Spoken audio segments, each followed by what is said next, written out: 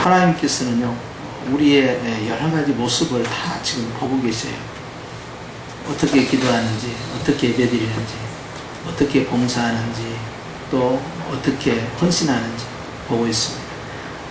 그와 같은 모든 모습들이 다 모아져서 주님께서 또 우리 교회를 향한 여러 가지 계획들을 진행하는 줄 믿습니다. 그래서 사실 교회의 주인 되신 예수님께서 계획하는 그 비전과 꿈이 우주를 창조하셨기 때문에 얼마나 크겠어요. 근데 우리가 하나님 앞에 마음만 합해진다면 하나님께서 우리를 얼마든지 주님의 귀한 도구로 쓸 줄로 믿습니다. 그래서 지금은 내 소원이 여기까지지만 주님은 훨씬 크고 훨씬 많은 다른 계획들을 가지고 있다. 아멘. 그래서 오늘 우리 이제 단체 티도 입으시고 찬양도 하고 이렇게 하셨는데, 이렇게 연합되는 모습을 통해서 주님께서 지역에서 복음을 나누는 사랑의 아름다운 식구림뿐만 아니라 더 나아가서 나라와 민족을 위해서 또 세계 선교를 위해서도 얼마든지 엘피스단이 쓰임받을 수 있다. 아멘. 네. 그래서 이제 이런 연합된 모습으로 나아갈 때 압니까? 또 당에서 또 이번에 엘피스 한번 동남아 한번 보냅시다. 그렇게 나올지. 아니, 그건 모르는 거예요. 네. 그래서 여러분들 수고하고 헌신하는 우리 여러 기관들, 여러 부서들, 하나님께서 그 수고와 노고를 다 기억하십니다. 주님은 다 보고 계셔요. 소자에게 냉수 한 그릇 준 것도 내가 그 상을 놓치지 않겠다 하신 것처럼 하나님께서 하시는 그런 놀라운 일들을 우리는 앞으로 이제 경험하게 되는 그런 복이 있을 줄 믿습니다. 오늘 우리가 사도신경의 가운데에서 전체 숲은 그거예요. 성부와 성자와 성령 그리고 교회, 이 네 가지의 큰 숲 안에서 우리는 성부의 숲을 지나서 성자의 숲으로 들어갔고, 그 안에서 가장 많은, 가장 넓은 사도신경의 가장 많은 분량을 차지하고 있는 성자의 숲을 지금 지나가고 있습니다. 성자의 숲 안에 들어갔을 때는 그 외아들, 그리고 우리 주, 그리고 예수, 그리고 그리스도를 믿사오니, 두 번째 믿사오니부터 시작해서 성자의 숲이 진행됐고, 그 다음에 성령으로 잉태하사 동정녀 마리아에게서 나시고, 여기까지를 우리가 지난 시간까지 했죠. 그리고 오늘은 이제 본디오 빌라도에게 고난을 받으사 십자가에 못 박혀 죽으시고를 진행합니다. 우리가 흔히 교회 다니면서 복음이 무엇이냐라고 묻는다면 예수 그리스도가 복음이에요. 그럼에도 불구하고 특별히 예수 그리스도의 이 사역 가운데 핵심적 사역을 꼽으라 하면 바로 십자가의 죽으심과 부활하심이에요. 예수님 자체가 복음이고 하나님의 나라이면서 예수님의 사역의 핵심 사역인 십자가의 죽으심의 사역과 부활 사역은 교회의 근본이요 기본입니다. 그래서 예수님의 십자가의 죽으심은 구약의 율법의 완성이 되고 인간이 절대 해결할 수 없었던 근본 죄라는 문제, 그리고 죽음이라는 문제를 단번에 제거해버리는, 그래서 인류에게 절대 절망에서 절대 희망을 만들어버리는 대사건이 바로 예수님의 십자가의 죽으심이에요. 예수님의 십자가의 죽으심을 통해서 하나님께서는요, 인류를 구원하기 위해서 흠없는 예수님, 그리고 온전한 제물 되신 예수님이면서 온전하신 대제사장 예수님을 통하여 십자가의 사역을 진행하셨는데, 하나님께서는 철저히 예수님을 버리셨다는 사실입니다. 그래서 엘리 엘리 라마 사박다니, 나의 하나님 나의 하나님 어찌하여 나를 버리시나이까, 철저히 버림을 받았고요, 예수님은요 철저히 고독하게 십자가에서 홀로 그것을 감당을 하셨어요. 그래서 이제 우리가 예수님께서 십자가의 죽으심을 볼 때 생각할 게 뭐냐면, 사람의 힘으로 어떤 죄 문제를 해결한다든지 누구를 용서해 준다는 것은 너무너무 어렵다. 그 어려운 일을 하나님께서 예수님을 통하여서 보여주셨다 하는 것을 우리가 깨달아요. 바꿔 말씀드리면 죄라는 것과 싸운다는 것, 죄라는 문제를 해결한다는 것, 또 누구를 용서해 준다는 것, 이것은 사람의 힘으로는 불가능하다. 하나님께서는 이 불가능한 사건을 십자가의 일을 통하여서 우리에게 보여주셨다 하는 것입니다. 그래서 본디오 빌라도에게서 재판을 받고 죽었다라는 이 부분을 이제 강조하고 사도신경이 진행되는데, 혹자들은 본디오 빌라도에게 너무 지나치게 가혹하지 않느냐, 빌라도는 손도 씻었단 말이에요. 이것은 다 너희들이 감당해라. 그러니까 유대인들이 이것은 이 피는 우리와 우리의 자손들에게 넘겨라 그렇게 했는데 꼭 본디오 빌라도라고 이렇게 기명을 해야 되느냐. 그런데 실적인 법률적 효력을 발생한 재판권자는 본디오 빌라도였습니다. 그래서 역사적 사건으로 자리 남는 거예요. 신화가 아니다. 실존하는 인물이고 실존하는 사건이었다. 그래서 빌라도의 법정에 이제 가보니까 밑에가 이제 박석으로 되어 있는데요. 농구장 정도 넓이보다 약간 더 컸어요. 가보니까. 그리고 이제 그 주변에 이제 다른 건물들, 팔레스타인 건물들 들어가지고 학교로 쓰고 있었는데요. 그 빌라도 법정에 이제 큰 돌도 놓여 있고요. 그러면서 이제 이곳이 바로 재판을 받았던 현장입니다. 그러더라고요. 이게 2000년 전보다 이제 그 울타리가 쳐졌기 때문에 좀 좁아졌죠. 그런데 그곳에 수많은 군중들이 다 몰려왔었고, 본디오 빌라도는 거기에서 결국 십자가에 넘기도록, 즉 사형을 선도해 줘요. 그러면서 자신은 뒤로 빠지죠. 그러나 역사적으로 그 형 집행의 실효성은 어디서 시작되느냐? 본디오 빌라도의 선언에서부터 시작된다. 그래서 책임을 본디오 빌라도에게서 출발하는 거예요. 영적으로는 유대인과 그 자손들에게 넘겼기 때문에 스스로 저주를 자청을 한 것이고, 예수님께서는 빌라도의 판결을 통해서 결국 사형장으로 끌려가게 된 것입니다. 예수님의 죽음이 역사적 사건이고 실제적 사건이라는 이러한 것들을 강조하면서 또 법적인 효력성을 강조할 때 본디오 빌라도를 들어 세우는데요.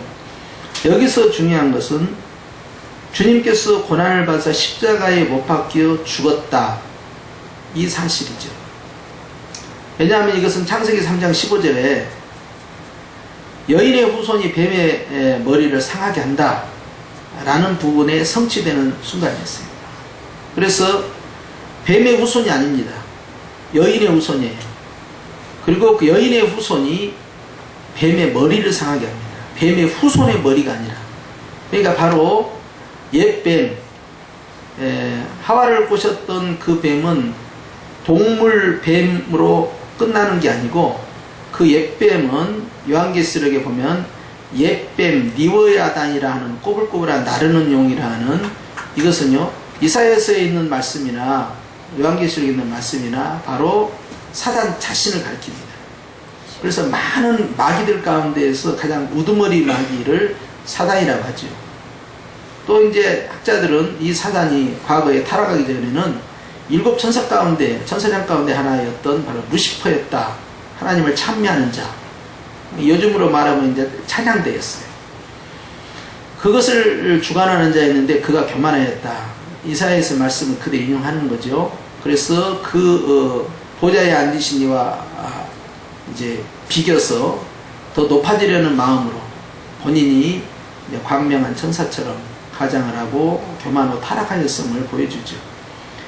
유대인들이 가지고 있었던 그런 의식 자체가 그대로 신약 안에서도 적용이 돼서요. 사단의 이 역사는 요한계시록에서 이어져서 마지막 계시록 19장에 주님이 재림하셔서 이 땅을 심판하는 그 순간까지 진행이 되고요. 20장에 가서는 결국 무저갱에서 나온 그 사단이 마지막 이제 하나님의 교회를 공격하고 그리고 주님으로부터 심판이 임해서 산채로 유황불못에 들어가게 됐죠. 순서는 그겁니다. 이제 거기에 이제 사단 세력이 마지막에 들어가지만 그 앞에 들어가는 것이 이제 짐승이라고 하는 적그리스도와 그 다음에 거짓 선지자가 함께 들어가죠. 산채로. 그러면서 이제 주님이 말씀하신 그 낙원 파라다이스 새로운 새하늘과 새 땅이 열리는 것이 계시록 20장에서 이제 마지막 백보자 심판을 통하여 열리게 됩니다. 그게 21장에서 이제 아름다운 새 예루살렘 교회로 등장을 해요. 그런데 예수님의 십자가에 못 박혀 죽으심이 가지고 있는 이 영적인 의미, 이 역사적 사건의 영적인 의미는 주님이 천지를 창조하신 사건 못지않게 중요한 사건이라는 거예요. 그래서 우리는 이것을 예수님의 십자가의 죽으심과 부활하심을 바로 하나님께서 인류를 향한 그 사랑의 완성으로 보는 것이에요. 그래서 로마서에서 사도 바울이 증명한 것처럼 십자가의 죽으심이 바로 하나님의 사랑을 확증을 지었다. 그걸 강조를 하는 거죠. 그래서 이 십자가의 죽으심, 이것이 이제 주님의 율법이 완성이 되면서 우리에게 있어서는 복음으로 다가옵니다. 예수님이 십자가의 죽으심이 곧 우리가 주와 함께 죄악으로부터 이제 면제를 받는, 탕감을 받는, 해방을 받는 그 순간이 되겠어요. 그래서 에베소서는 이렇게 표현하고 있어요. 2절에 우리가 그리스도와 함께 죽고 우리가 그리스도와 함께 살아나고 우리가 그리스도와 함께 하늘에 오르고 그리스도와 함께 보좌에 앉았다. 주님과 계속 같이 움직이는 거예요. 이게 그분의 사건이 아니라 나의 사건이 되는 겁니다. 이게 히스토리가 아니고 마이 스토리가 되는 거예요. 십자가에 죽으신. 그러면 어떻게 해서 그의 사건이 내 사건이 되느냐? 그것은 딱 하나로만 결정합니다. 믿습니다. 믿으면 그분의 이야기가 아니라 너의 이야기다. 그분의 인생이 아니라 네 인생이 된다. 그분의 공로가 아니라 그 공로가 네 공로가 된다. 네가 믿는다는 이유 하나 때문에 그런다. 이걸 계속 강조하는 거예요. 그러니까 우리는 내가 주님을 믿는다는 그 단순한 그 이유 하나 때문에 주님의 십자가의 죽으심을 통하여서 반복되는 피제사가 없고 우리가 매일같이 범죄하고 있잖아요. 매일같이 죄를 짓고 있잖아요. 생각하는 걸로, 말하는 걸로, 행동하는 걸로 사실 알게 모르게 지은 죄가 너무너무 많아요. 기억하고 기억하지 못하는 죄가 너무 많다고. 그럼에도 불구하고 주님께서는요, 내가 과거에 지은 죄와 현재 짓고 있는 죄와 앞으로 미래에 지을 죄까지 주님께서는 다 뭐 하셨다고요? 용서하셨다는 사실이에요. 내가 예수님 믿는다는 이유 하나 때문에. 그러니까 내가 미래에 어떤 모습으로 죽느냐에 여러분 거기에 스트레스를 받으면 안 됩니다. 내가 평안히 그냥 병원에 있어서 그냥 죽을 것인가, 아니면 내가 갑자기 그냥 교통사고로 죽을 것인가, 아니면 내가 치매에 걸려서 죽을 것인가, 아니면 내가 그냥 뭐 불의의 사고로 또는 전철에 있는데 누가 뒤에서 확 밀어갖고 말이죠, 떨어져서 죽는다든가 여러 가지 어떤 죽는 모습들 있잖아요. 그런 죽는 모습을 통해서 지옥과 천국이 결정되지 않습니다. 생각 잘 하셔야 돼요. 내가 자이든 타이든 내가 죽는 모습으로 미래가 결정되지 않아요. 굉장히 중요한 문제입니다. 내가 예수님을 믿느냐 믿지 않느냐로 미래가 결정됩니다. 그렇기 때문에 내가 타의에 의해서 죽게 된다면, 복음을 전하다 죽게 된다면 순교가 될 것이고, 또 복음과 관계없이 타의에 의해서 죽게 된다면 제가 타살이 되겠죠. 그런데 자의에 의해서 죽었다고 가정합시다. 이 문제를 어떻게 할 것이냐는 거예요. 그거에 대해서 신학자들은 굉장히 조심스러워합니다. 왜냐하면 구원의 문제를 결정될 때 마지막 죽어가는 모습 가지고 결정되지 않는다는 것이 기본 룰이에요. 그렇기 때문에 가령 우리 같은 경우 임종 예배를 드리는 것을 성례로 취하지 않습니다. 미사로 받아들이지 않아요. 근데 로마 캐톨릭에서는 임종 미사를 반드시 해야 돼요. 거기서 구원이 결정이 돼요. 근데 우리는 거기서 결정된 게 아니라는 것이죠. 임종 미사를 못 드려도 아무 상관이 없다는 거예요. 얼마나 더 이 급진적인 것이냐면 예수님과 함께 십자가에 못 박혔던 어떤 강도, 우리 흔히 우편 강도라고 하는데 뭐 우편 강도라고 합시다. 그 사람은 단순히 십자가에서 죽기 직전에 주님에 대한 고백을 드림으로써 주님의 나라 임하실 때 나를 생각하옵소서 하는 그 고백 하나 때문에 주님이 네가 오늘 나와 함께 낙원에 있으리라. 나는 순식간에 주님의 선언이 떨어지게 됩니다. 주님께서는요, 우리의 마지막 모습이 어떻게 결정되냐에 따라서 내 미래가 결정되지 않는다는 것을 계속 가르치신 거예요. 내가 그런 모습으로 가든 저런 모습으로 가든 거기에 있어서 우리가 이 마음에 의심을 품으면 안 돼요. 제가 이런 말씀을 좀 드릴게요. 좀 심각하게 들어보십시오. 어느 목사님 어머니가 굉장히 스트레스를 받았어요. 근데 그분이 이 아파트에서 뛰었습니다. 이 목사님이 굉장히 충격을 받았죠. 그리고 연락이 왔어요. 제가 단호하게 이야기했어요. 어머니 청구하셨습니다. 목사님, 뛰어내렸다니까요. 뛰어내렸어요. 전국가 있어요. 뛰어내렸다고요. 아니 이 양반이 총 갔다면 믿지 말이야. 그러고는 이제 얼마 있다 만났어요. 목사님, 뛰어내리고요, 몇 시간 동안 살아계셨대요. 이제 119가 오고 경찰이 오고 해서 다 보잖아요. 제가 그랬어요.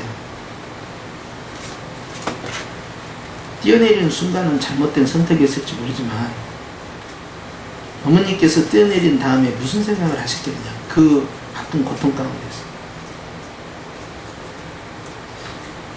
왜 자꾸 안 된다고 하느냐. 그 시간 갖고도 충분하다고 그랬어요. 그리고 마지막에 우리가 다 회개했기 때문에 천국 가는 거 아니다. 어머니가 그 화단에 쓰러진 상태에서 무슨 생각을 하셨겠냐. 너무 슬퍼하지만 확신을 가져라. 제가 그렇게 한 것을 잘했다고 지금 말하는 게 아닙니다. 그런 모습들을 가지고 이것은 분명히 못 갔을 거야 라고 자꾸 단정 짓지 말라는 이야기예요. 굉장히 위험스러운 발상들이에요. 예. 물론 그 행위 자체는 옳지 않습니다. 또 어떤 경우는요, 치매로 하신 분들도 있어요. 이건 질병이에요. 그걸 어떻게 할 거냐 이거예요. 그걸 바로 정지해버릴 거냐 이거예요. 권사님이 그렇게 하셨는데, 그 권사님 저곳에 못 갔다고 그렇게 할 수 있어요? 우리는 자꾸 죽음의 직전에 내 모습이 어떠냐에 따라서 뭔가 결정될 것 좀 생각한다면요, 결국 행위구원으로 갈 수밖에 없는 거예요. 그렇기 때문에 구원의 문제는 하나님께서 결정하십니다. 다만 내가 아는 것은 그거예요. 저 천국에 가는 것은 죽기 직전에 내 상태를 보고 결정된 게 아니라 지금 내가 예수님을 믿으면 지금 여기서 이미 결정된다. 그리고 그 결정은 변동이 없다라는 사실을 저는 믿는데 여러분은 어떻습니까? 여러분은 못 믿습니까? 죽어봐야 합니까? 끝까지 가봐야 합니까? 그렇게 생각하시면 안 돼요. 우리가 장차질 미래의 죄까지예요. 다만 그 사이에 성령님께서는요, 우리를 늘 하나님의 뜻대로 하나님의 말씀대로 살도록 독려하시고 끌고 가시고 우리를 권면하십니다. 하나님께서 십자가에서 예수님을 죽이시고 예수님을 비참하게 버리셨다는 사실은요, 그것은 우리의 죄가 그렇게 하지 아니하면 안 될 만큼 지독스럽다는 걸 보여주는 거예요. 예수님께서는 베드로에게 가르쳐 주셨어요. 베드로가 질문합니다. 선생님, 몇 번이나 용서하면 좋을까요? 7번은 해야 된다고 하는데요. 7번이 굉장히 많은 숫자입니다. 이게. 똑같은 일을 반복해서 7번 간단치 않죠. 그런데 예수님께서는 70번에 7번도 해야 되지 않니? 자꾸 불가능한 이야기를 하시는 거예요. 그게 어떻게 가능하겠어요? 주님이 왜 그 말씀 하셨을까? 용서? 그거 쉽지 않다. 내 힘으로, 내 감정으로, 내 인격으로 어렵다. 바로 그 어려운 일을 주님이 십자가에서 하신 거예요. 우리가 그를 사랑하기 전에 그가 우리를 먼저 사랑하셨고, 우리가 회개하기 전에 그가 우리를 먼저 용서하셨다는 사실이에요. 바울은 로마서에 이것을 가르치는 거예요. 항상 니들이 먼저 아니고 교회가 먼저가 아니고 예수님이 먼저 액션하셨다. 이것이 하나님의 사랑이다. 그걸 계속 보여주는 거예요.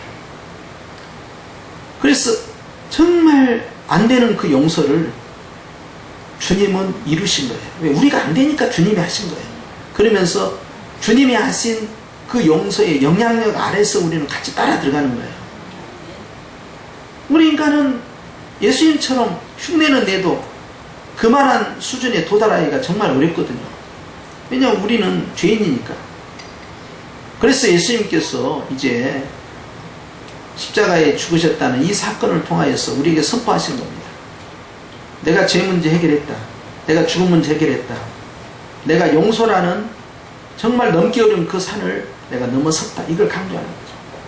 사실 용서라는 단어를 보면 우리가 이제 수요일날은 마태복음 6장을 합니다만 주기도문 끝난 다음에 곧바로 나온 것이 용서에 관한 이야기예요. 그런데 이 용서에 관한 문제는 꼭 어디와 연결되어 있냐 하면은 돈 문제와 연결되어 있어요.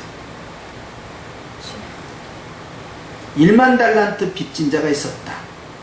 500데나리온 빚진 자가 있었다. 1만 달란트 빚진 자는 용서를 받았다. 500데나리온 빚진 자는 용서받았다.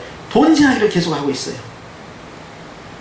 왜냐하면 결국 용서라는 부분은요, 탕감을 받은다. 빚을 다 갚았다라는 것을 강조하기 위해서 화폐 단위를 계속 인용을 하시는 거예요. 그러면서 주님께서 요한복음 19장 30절에 내가 다 이루었다. 즉 내가 다 탕감했다. 내가 다 계산 끝냈다. 이것이 테텔로스 파이라는 뜻이에요. 내가 다 정리해줬다. 이제는 빚 없어. 그것을 용서와 결부시킨 거예요. 그것은 용서라는 것은 그저 추상적인 것이 아니라 실적인 경제화폐처럼 빚을 다 청산했다는 것을 선언해버린 거예요. 그러니까 더 이상 죄 문제에 대해서 빚이 없다. 마귀가 너를 청구할 수가 없다. 그렇기 때문에 너는 빚진 자가 아니니까 죄책감에 머물러 있을 이유가 없다. 왜냐하면 내가 다 정리해줬다니까. 그러니까 더 이상 빚쟁이들한테 채무자 채권자 관계에서 네가 도망다니고 그럴 필요가 전혀 없다 하는 것을 선언해버린 거예요. 그러면서 꼭 주님이 화폐 문제, 즉 돈 문제와 연결되기 때문에 우리가 성경이나 찬송가에서 흔히 듣는 것이 속량하셨다. 그게 전부 돈 이야기예요. 돈으로 이 지불을 끝냈다는 겁니다. 탕감, 이것도 마찬가지예요. 다 계산을 끝냈다는 거예요. 그렇기 때문에 문제가 더 이상 없다라는 것을 선언하신 거예요. 예수님께서 십자가의 죽으심의 이 사건이 인류에 있어서 가장 하나님이 하신 위대한 사역의 중심에 딱 서 있어요. 그래서 헤르만 바빙크라는 하나님의 위대한 신학자는 그런 이야기를 했어요. 하나님께서 우리에게 하신 세 가지의 큰 일이 있는데 그 첫째는 하나님께서 천지를 창조하신 것이다. 그리고 그 둘째는 예수 그리스도를 이 땅에 보내주신 사건이다. 그리고 세 번째는 성령 하나님께서 이 땅에 오신 사건이다. 그러면 예수님의 재림은 어디로 가냐? 이것은 예수님의 사역으로 연장선에 있어요. 그래서 초림과 재림이 같이 맞물려 갑니다. 이것이 하나의 복음이에요. 오신 주님을 다시 우리가 만나는 거죠. 그러니까 오실 메시아를 믿었던 백성들이 이제는 오신 예수님을 만난 백성, 그리고 그 백성이 다시 오실 예수님을 만나게 되는 거예요. 그러나 초림하신 예수님을 믿지 않는 사람은 재림하신 예수님과 관계가 아주 불편해져 버려요. 이것이 계시록 1장 9절 이하에 나온 내용이에요. 그러니까 주님의 재림 앞에서 그들이 고개를 숙여버리고 굴 속에 숨어버리고 바위야 나를 덮어라. 내가 그 진노의 잔을 피하겠다 하고 벌벌 떠는 거예요. 관계가 불편해집니다. 그러나 계시록 19장 7절에 가서 예수님 등장하시니까 어떻게 합니까? 우리가 기뻐하고 즐거워하세 어린 양의 혼인잔치가 이르렀도다 하면서 빛나고 깨끗한 세마포옷을 입고 그의 혼인잔치에 들어간단 말이에요. 예수님의 재림 앞에서 밝게 웃고 기쁨으로 나아가는 그룹이 있는가 하면 무서워서 벌벌 떨고 그 저주 앞에서 심판 앞에서 두려워하는 자가 있다 말이에요. 그렇기 때문에 두려워하는 자는 불과 이왕, 즉 두 번째 사망에 들어간다 그랬어요. 하나님 앞에서요, 예수님의 십자가의 죽으심은요, 우리 안에 있는 모든 두려움을 다 제거해버린 거예요. 그러니까 죄책감을 주님께서는요, 우리 안에서 계속 쳐내는 작업을 하고 있어요. 그래서 바울은 로마서에서 생명의 성령의 법은 우리를 이 정죄로부터 자유롭게 한다는 거예요. 죄와 사망은 우리를 긁어매지만 예수 그리스도 안의 복음은 이제 생명과 성령의 법으로 자유함을 누리는데 그게 뭐냐? 그게 구원의 기쁨이에요. 그래서 성도가 받는 최초의 복음이면서 최고의 복음으로 다가오는 게 뭐냐? 구원의 기쁨이에요. 그래서 예수님께서 누가복음 이 10장 이 20절 말씀에 이 귀신들이 너희에게 항복하는 것으로 기뻐하지 마라 그랬어요. 왜냐하면 70명의 전도단이 가가지고 복음을 전할 때 막 귀신이 쫓겨나고 병든 자가 고침을 받고 말이죠. 그리고 예수님을 막 믿는 역사. 그러니까 전도의 열매가 걷어지니까 완전히 업이 돼서 온 거예요. 그래서 아우 주님 세상에 귀신들도 우리에게 항복했나이다. 너무너무 좋아한 거예요. 그러니까 그 사역의 기쁨이죠. 또 이제 전도의 기쁨이죠. 그런데 주님께서요, 아이고 너희들 잘했다 애썼다 그래 그렇게 하면 되는 거야 이렇게 해주실 줄 알았는데 그런 것으로 기뻐하지 말고 그래버린 거예요. 갑자기 너희의 이름이 하늘에 기록된 것으로 기뻐하라. 즉 구원의 기쁨을 더 강조해버린 거예요. 그러면서 그 다음 절에 예수께서 성령으로 기뻐하사 이래버린 거예요. 또 그러니까 제자들이 성령에 충만해서 능력사역, 복음사역을 하고 돌아왔을 때 예수님께서 구원의 기쁨으로 너희는 만족해야 된다 라고 해놓고 제자들이 하시는 그 모습을 보고 예수님은 기뻐했다는 거예요. 그러나 우리는 우리의 사역으로 기뻐하지 말고 예수님 때문에 기뻐하라는 거예요. 예수님은 그러면 우리 때문에 기뻐하고 있는 거예요. 우리의 섬김과 우리의 헌신과 우리의 사역을 통해서. 그래서 근본적으로 이 구원의 기쁨이 십자가의 죽으심에 있어서 우리에게 다가오는 이 첫 번째이면서 아주 절정의 축복이에요. 그래서 죄사함 받은 것에 대한 기쁨, 내가 구원받은 것에 대한 기쁨, 내가 천국 백성이 되었다는 기쁨, 내 이름이 하늘나라에 기록됐다는 그 기쁨, 이 본질적 기쁨에 머물러 있어야 한다. 왜냐하면 이것이 무너지잖아요. 그러면 이제 문제가 어떤 복잡한 문제가 생기냐면 세계 어느 나라를 가도 한강만한 강이 없죠. 세는 강이고 먼 강이고 다 못 돌아와요. 이 한강이 그렇게 좋단 말이에요. 그런데 저 한강에 물 싹 빠졌다고 생각해 보십시오. 저 한강이 그래도 아름다울까요?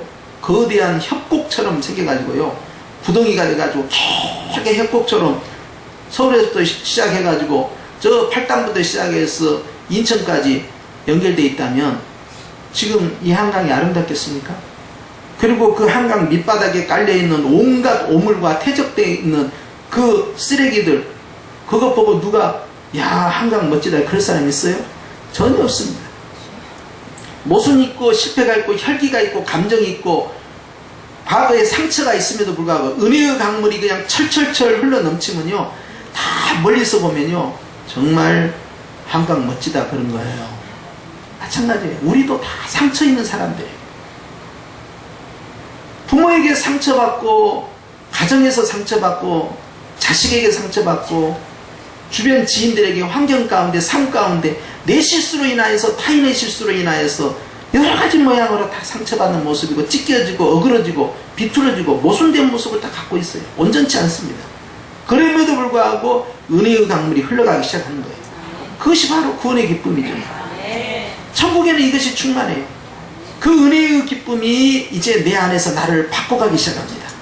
속에 있는 것들을 뽑아내고 드러내고 깎아내고 다듬어가고 이렇게 하면서 나를 자꾸 만들어가는데 그 만들어감의 목표가 어디냐? 바로 예수님의 성품이에요. 성령의 열매라고 하기도 하고 예수님의 성품이라 하는데 결국 주님을 자꾸 닮아가는 것이죠. 그렇게 하면서 우리를 주님께서 다듬어서 만들어 가셔요. 근데 알아야 할 것은 주님이 십자가의 죽으심의 사건은 우리로 하여금 더 이상 죽음과 관계 맺지 말고 단절하라는 주님의 은혜입니다. 그렇기 때문에 여러분 우리가 죽음 앞에서 또 장차 미래 앞에서 흔들리는 마음을 가져서는 안 돼요. 내가 이렇게 잘 믿어야지, 내가 열심히 안 하다가 이거 까딱하다가 이거 또 지옥 가버리면 어떻게 할까? 자꾸 마이가 그 생각을 불안하게 넣어요. 그러면 지옥 가지 않기 위해서 열심히 교회 다니는 거고, 지옥 가지 않기 위해서 11조, 지옥 가지 않기 위해서 봉사하고, 지옥 가지 않기 위해서 목사님 말 잘 듣고, 그러라는 이야기밖에 더 되냐 이 말이에요. 이게 순 이게 가짜 복음이야. 그게 아니에요. 우리는 이미 자녀가 되었기 때문에, 이미 구원을 받았기 때문에, 이미 빚을 탕감을 받았기 때문에, 과거의 죄부터 미래의 죄까지, 위의 조상의 죄부터 내 자범죄의 죄까지 주님께서 다 용서하셨기 때문에, 주님이 회개하라 하신 것이 용서하셨기 때문에 주님이 담대히 싸우라는 거예요. 그런데 우리가 앞으로 미래의 모습 때문에 불안해하고, 예수 믿는 사람도 지옥 갈 수 있대, 뭐 천국에 가면은 그냥 깜짝깜짝 놀랬는데, 세 가지로 놀랜다죠. 첫 번째는 참 나 같은 것이 여기 왔다는 것에 참 놀래고, 두 번째는 안 올 것이 꼭 여기 와서 놀래고, 세 번째는 와야 할 사람이 꼭 안 해서 놀랜다는데, 다시 약간 소리 들어오고 있어. 그런 이야기 하니까 자꾸 불안한 거야. 아, 그런데 갔는데 내가 눈 떴는데 내가 거기서 눈 안 뜨고 내가 딴 데서 눈 뜨면 어떠냐, 뭐 이런 생각 드는 거예요. 그러면서 치매 걸려가지고 내가 정신이 오락가락해서, 어머니 예수님 만나니까 좋지, 예수가 누군데, 막 이렇게 해버리면 나는 어떻게 하지. 그냥 막 불안한 거예요. 이제 아이고 죽을 때 곱게 죽어야 될 텐데 내가 치매 안 걸리고 그냥 맨정신에서 그냥 다 가버렸으면서. 왜 그러세요 대체? 그러지 말라는 소리야 저게. 그러면 안 돼요. 여러분 불안하면 안 됩니다. 따라서 합시다. 영생을 얻었고, 영생을 가졌고, 사망에서 생명으로 옮겨졌느니라. 다 완료형입니다. 그리고 이것은 변동이 없어요. 그래서 에베소 1장 13절이나 에베소 4장 30절 말씀에 따라 합시다. 성령으로 인쳤느니라. 성령으로 다 도장을 찍어서 확증해서 이미 끝나버렸어요. 계약이. 변동이 없다는 이야기예요. 그런데 자꾸 불안해한다고 해요. 범바하는 사람도 지옥 갈 수 있다. 막 이상한 사람들이 그런 이야기를 자꾸 전하니까, 야, 근데 그게 목회할 때는 좋아. 그런 말 한 번씩 해봐요. 그냥 성도들 그냥 긴장 바짝 해가지고 내가 이거 뭐 예수님만 뭐 믿으면 나 천국 간 줄 알았더니 이거 똑바로 해야 되겠구나 하고 막 긴장하고 막 그런다고. 난 치사하게 그렇게는 못해요. 성경에서 그렇게 안 가르치니까. 근데 여러분 너무 나태하게 살면 안 되는 것이고요. 그럼에도 불구하고 그것을 거기다 써버리면 안 되죠. 그리고 막 종말론 강조하면서 말이죠. 막 똑바로 해야지 말이야. 666이 말이야. 언제 다가올지 모르고 말이야.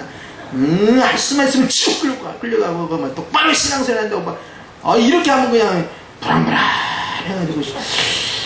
그런데 내가 그럼 나중에 구원 받는다는 거예요, 안 받는다는 거예요? 도대체 이게 헷갈리게 되는 거예요. 그냥 차마 이제 겉으로는 권사님 돌아가서 천국 가실 줄 믿죠.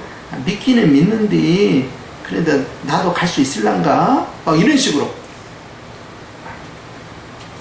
하나님께서는요, 예수님의 십자가의 사건이 확정적 사건인 것처럼 우리가 구원에 대해서 확정적으로 대답하기를 원하셔요. 하나님께서는요, 우리 믿음으로 구원 얻게 하신 게 아니에요. 에베소 2장 8절 말씀에 보니까 그의 은혜로 인하여 믿음으로 말미암아 구원을 얻었나니. 그러니까 내 믿음이 아니고 주님이 주신 믿음이고 주님의 은혜로 주신 선물이라는 거예요. 그러니까 내 믿음으로 내가 결단하고 결심하고 했으면요, 나는 언제든지 바뀔 수 있어요. 내가 전에는 청년 때는 말이지, 예수님 믿고 내가 진짜 열심히 한번 해보려고 내가 굳게 마음을 결정을 해서 교회도 나갔었지, 자기 의지가 나온 거예요. 의지대로 되는 게 아닙니다. 왜냐하면 우리의 의지의 감정이라는 건요, 조속으로 바뀌어요. 조속으로. 그리고 벌써 젊을 때하고 또 나이 들 때하고 또 의지력은 또 달라져요. 다 바뀌게 됩니다. 그러니까 내가 결정했다고 해버리면요, 늘 불안한 거예요. 나중에 내 마음이 바뀌어버리면 어떻게 해요? 그런데 감사한 것은요, 나는 뒤집어져도 주님은 그대로 갑니다. 주님은 나를 끌고 가시는 분이에요. 그러니까 내가 이렇게 손잡고 있으면 내가 주님을 잡는 것 같지만 나는 사실 주님 잡은 게 없어요. 이미 잡혀서 가는 거예요. 그러니까 나는 항상 능동태가 아니고 수동태입니다. 수동태 끌려가는 거예요. 그래서 성령이 나를 끌고 간다는 거예요. 어디까지? 천국문에 이르기까지 끌고 간다는 거예요. 바울이 자기가 천국 가는 게 아니에요. 성령이 이끌려서 가는 거예요. 그렇기 때문에 내가 가는 것이 아니라는 거예요. 구원의 확신이 왜 중요합니까? 담대해지기 위해서 그런 거예요. 그런데 사명자들은, 특별히 복음을 전하는 일꾼들은요, 구원의 확신 갖고는 안 된다는 거예요. 사명자에게서 가장 중요한 것은 구원의 확신이 아니라 구원의 기쁨이라는 거예요. 그래서 70명의 전도단에게 있어서 가장 중요한 것도 구원의 기쁨이에요. 구원의 기쁨이 교회 안에 채워지면요, 하나님께서요, 그 사람을 하여금 사역하게끔 다 길을 열어주시고 만들어주셔요. 할렐루야. 그래서 오늘 우리 엘피스 전도단도 말이죠, 하나님 앞에서 구원의 확신은 물론이거니와 예수님의 십자가의 죽으심으로 내가 구원받았다는 그 기쁨 속에서 헌신하신다면 하늘에서 상급이 클 거예요. 그래서 주님 앞에 큰 영광 돌리시기를 주님의 이름으로 축복합니다. 하나님 아버지 감사